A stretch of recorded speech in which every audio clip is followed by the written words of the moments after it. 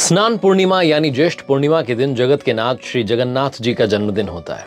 उस दिन प्रभु जगन्नाथ जी को बड़े भाई बलराम जी और बहन सुभद्रा जी के साथ रत्न सिंहासन से उतारकर मंदिर के पास बने स्नान मंडप में ले जाया जाता है। 108 कलशों से उनका शाही स्नान करवाया जाता है और फिर यह मान्यता है कि इस स्नान से प्रभु बीमार हो जाते हैं, उन्हें बुखार आ जाता है, ज्वर आ जाता है।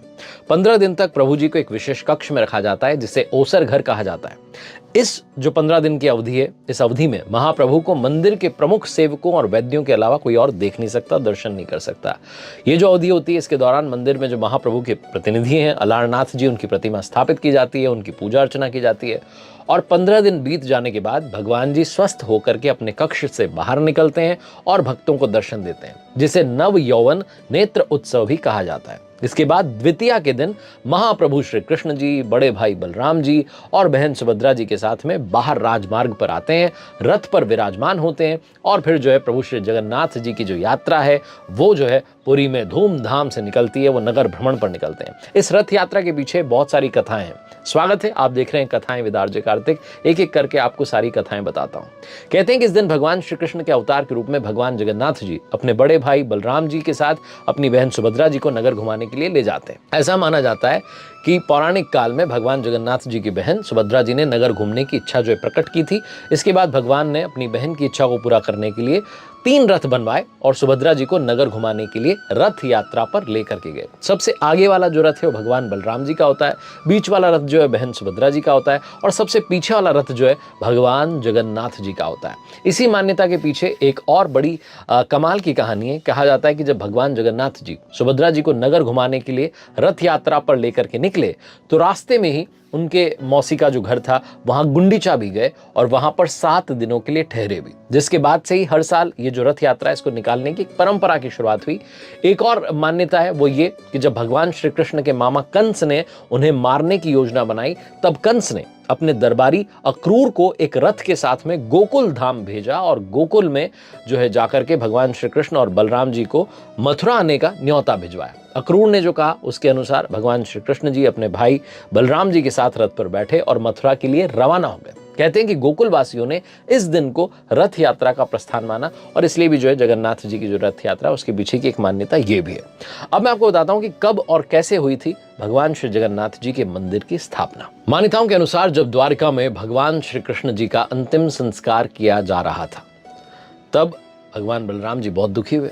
अपने दुख के चलते वो अपने भ्राता का मृत शरीर लेकर के समुद्र में डूबकर जो है अपनी अंतिम श्वास लेने के लिए चल दिए। उनके पीछे पीछे उनकी बहन सुभद्रा जी भी चल दी और ठीक उसी समय जो पूर्वी तट पर जगन्नाथपुरी के राजा थे इंद्रद्युम्न, उनको स्वप्न आया कि भगवान का जो मृत शरीर है वो पुरी जी के तट पर तैरता हुआ आपको मिलेगा, जिसके बाद वो एक भव्य मंदिर का निर्माण करवाएंगे जिसमें भगवान श्री कृष्ण जी, भगवान बलराम जी, बहन सुभद्रा जी की मूर्तियां स्थापित की जाएंगी।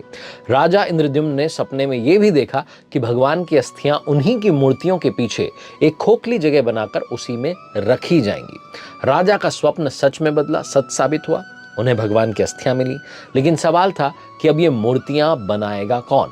ऐसा कहा जाता है कि भगवान की मूर्तियां बनाने के लिए खुद भगवान विश्वकर्मा बूढ़े बढ़ई के रूप में जो है वहां आए और उन्होंने आकर के राजा इंद्रद्युम्न को चेतावनी दी कि अगर उन्हें उनके काम के बीच में रोका टोका गया तो अधूरा काम छोड़ करके चले जाएंगे।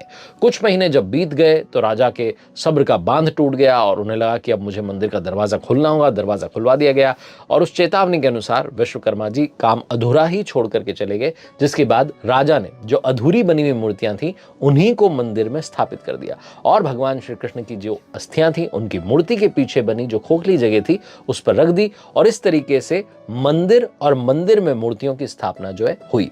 हर 12 साल के बाद में भगवान श्री जगन्नाथ जी के मंदिर में जो भगवान की पुरानी मूर्तियां हैं उनकी जगह पर नई मूर्तियां जो है स्थापित की जाती हैं।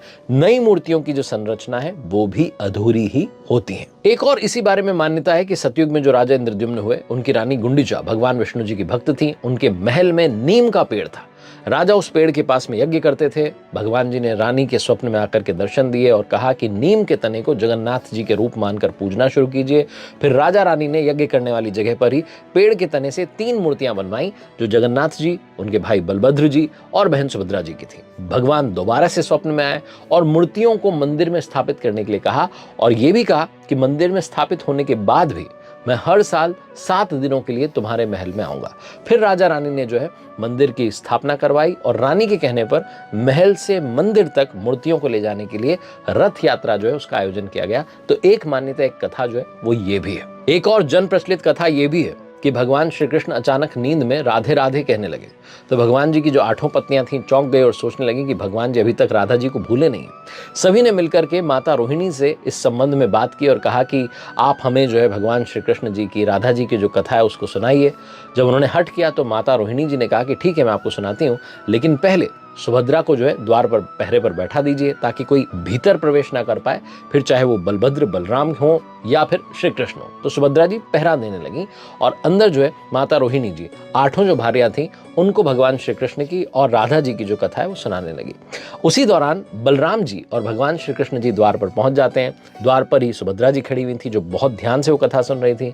भगवान श्री कृष्ण जी और बलराम जी के आने पर भी सुभद्रा जी ने उन्हें कारण बता दिया और दरवाजे पर ही उन्हें द्वार पर ही रोक दिया। महल के अंदर से भगवान श्री कृष्ण जी और राधा जी की जो कथा थी वो जो है स्पष्ट सुनाई दे रही थी और भगवान श्री कृष्ण भी उसे सुन रहे थे, उनके भ्राता बलराम जी भी उसे सुन रहे थे और बहन सुभद्रा जी भी सुन रही थी। तीनों ही उस कथा को सुनकर के भाव विवल हो गए और ऐसी अवस्था हो गई कि पूरे ध्यान से देखने पर भी किसी के भी हाथ पैर जो थे वो स्पष्ट नहीं दिखाई दे रहे थे। तभी वहां पर कहते हैं कि देव ऋषि नारद आ गए और उन्होंने तीनों को ऐसी अवस्था में जब देखा कि उनके हाथ पैर नहीं दिखाई दे रहे हैं, वो भाव विवल हो रखे हैं, तो तीनों जब पूर्ण चेतना में वापस लौटे तो नारद जी ने भगवान श्री कृष्ण जी से प्रार्थना की कि प्रभु, आप तीनों के जिस महाभाव में लीन मूर्तिस्थ रूप के मैंने दर्शन किए हैं, वो जो जनता है, सामान्य जन है, उनके दर्शन हेतु भी पृथ्वी पर सदैव सुशोभित रहे। तो प्रभु ने तथास्तु कहा और कहते हैं कि तभी से भगवान श्री कृष्ण जी, बलराम जी और सुभद्रा जी का वही स्वरूप आज भी जगन्नाथपुरी में विद्यमान है और उसे सर्वप्रथम स्वयं विश्वकर्मा जी ने बनाया था। एक और कथा है राजा इंद्रद्युम्न के बारे में, जिनके पिता का नाम भारत था, माता का नाम सुमति था। कहा जाता है कि स्वप्न में उन्हें जगन्नाथ जी ने दर्शन दिए थे। कई सारे ग्रंथों में राजा इंद्रद्युम्न के बारे में, उनके यज्ञों के बारे में विस्तार से लिखा हुआ है। उन्होंने कई सारे विशाल यज्ञ करवाए और एक सरोवर का भी निर्माण करवाया। एक रात भगवान विष्णु जी ने उनको स्वप्न में दर्शन दिए और ये कहा कि नीलांचल पर्वत की एक गुफा है जहां पर मेरी एक मूर्ति है जिसे नील माधव कहा जाता है, तुम एक मंदिर बनवाओ और उसमें मेरी ये जो मूर्ति है इसे स्थापित करवा दो। तो राजा ने अपने सेवकों को जो नीलांचल पर्वत है उसकी खोज में भेजा कि कहाँ पर है पर्वत। और कहा जाता है कि एक ब्राह्मण विद्यापति थे, विद्यापति को पता था कि सबर कबीले के जो लोग थे नील माधव की पूजा करते हैं और उन्होंने अपने देवता की जो मूर्ति है उसको नीलांचल पर्वत की एक गुफा में छुपा करके रखा हुआ है। और वो ये भी जानते थे कि ये जो मूर्ति है, सबर कबीले का जो मुखिया है विश्ववसु, वो उस मूर्ति का उपासक है और उसी ने मूर्ति को छुपा करके रखा है। तो विद्यापति ने, कहा जाता है कि उनकी जो बेटी थी मुखिया की, उनसे विवाह कर लिया और आखिर में अपनी पत्नी के माध्यम से वो उस गुफा तक जो है पहुंच गया, वहां से मूर्ति लाने में जो है सफल हो गया। उसके बाद में कहा जाता है कि जब राजा को ला करके उन्होंने वो मूर्ति दे दी तो विश्ववसु जो है अपने आराध्य देव की मूर्ति चोरी होने से बहुत दुखी हो गए, क्योंकि मूर्ति उस गुफा में थी नहीं। अपने भक्त के दुख से भगवान भी दुखी हो गए, भगवान वापस उसी गुफा में लौट गए जो नील माधव रूप में थे। लेकिन साथ ही उन्होंने राजा इंद्रद्युम्न से ये जो है वादा किया कि वो एक दिन उनके पास अवश्य आएंगे, बस आपको ये करना है कि एक विशाल मंदिर का आप निर्माण करवा दीजिए। तो राजा ने विशाल मंदिर जो है बनवा दिया और भगवान विष्णु जी से कहा कि आप मंदिर में विराजमान होइए। भगवान जी ने कहा कि तुम मेरी मूर्ति जो है उसे बनाने के लिए क्या करो, समुद्र में एक पेड़ का बड़ा टुकड़ा तैर करके आया, उसे उठा करके ले आओ जो तट पर है। द्वारिका से वो समुद्र में तैर करके पुरी तक आया है। तो राजा के सेवकों ने उस पेड़ के टुकड़े को तो ढूंढ लिया, लेकिन सब लोग मिलकर के भी उस पेड़ के टुकड़े को उठा नहीं पाए। तब राजा को समझ में आ गया कि जो भगवान के उपासक हैं, जो नील माधव के अनन्य भक्त हैं, सबर कबीले के जो मुखिया हैं विश्ववसु, उनकी सहायता लेनी होगी। तो उनको बुलाया गया और हैरान तब हो गए सब लोग जब विश्ववसु ने वो भारी भरकम जो लकड़ी थी उसको उठा करके वो मंदिर तक लेकर के आ गए। लेकिन अब समस्या ये थी कि जो लकड़ी थी वो मंदिर तक आ गई थी, लेकिन उससे भगवान की मूर्ति गढ़ी कैसे जाएगी। राजा के कारीगरों ने बहुत कोशिश कर ली, लेकिन कोई भी उस लकड़ी में एक भी छेनी नहीं लगा पाया, उसे तोड़ भी नहीं पाया। तब तीनों लोग के जो कुशल कारीगर थे, भगवान विश्वकर्मा जी, वो एक बूढ़े व्यक्ति का रूप धर करके आए और उन्होंने कहा कि वो नील माधव की मूर्ति को बना सकते हैं। लेकिन साथ में उन्होंने ये भी कहा कि 21 दिन में जो है मैं मूर्ति बनाऊंगा, लेकिन मुझे बीच में परेशान मत कीजिएगा, अब मैं अकेले में मूर्ति बनाऊंगा। जब मैं मूर्ति बनाऊं तो उसे कोई देख नहीं सकता, उनकी शर्त को राजा ने मान लिया और उन्हें जो थे सारे जो है औजारों की आवाज़ आती रही। राजा इंद्रद्युम्न की जो रानी थी गुंडीचा, वो अपने आप को रोक नहीं पाई और कहा जाता है कि वो दरवाजे के पास गई तो उन्हें कोई आवाज़ सुनाई नहीं दी। वो घबरा गई कि अंदर मूर्ति बन भी रही कि नहीं बन रही है। ऐसा तो नहीं है कि जो बुजुर्ग कारीगर हैं उनकी मृत्यु हो चुकी है। ये जो उनको घबराहट हुई तो जाकर के राजा को सूचना दी और राजा को भी ऐसा लगा कि अंदर से आवाज़ नहीं आ रही है, कहीं कुछ अनहोनी तो नहीं हो गई।